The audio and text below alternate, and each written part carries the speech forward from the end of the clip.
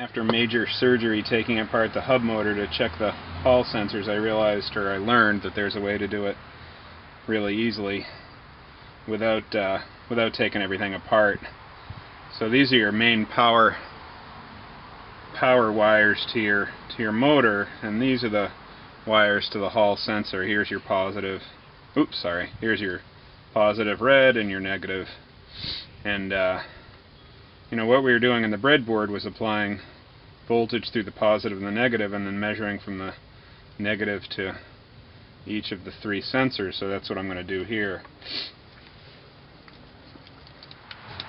Plug into the negative lead and check my voltage. So there I'm reading my voltage across the hall sensors.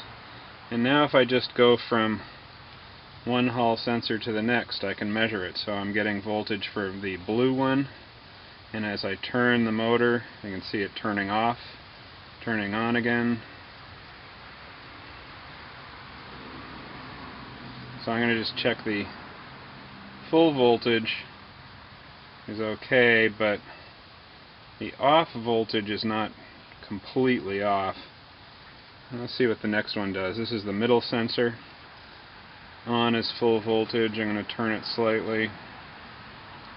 Now off goes all the way to 0, which is good. Back up to full voltage. That seems to be okay. And then the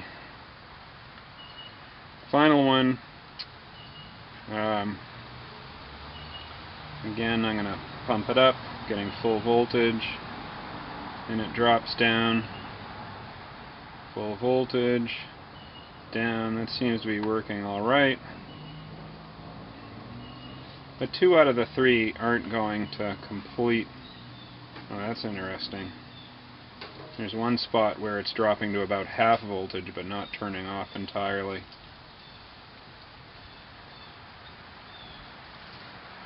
Yeah, there's about a few degrees where it's just not turning off entirely, so I don't know what that means, but I would say that that sensor is probably suspect.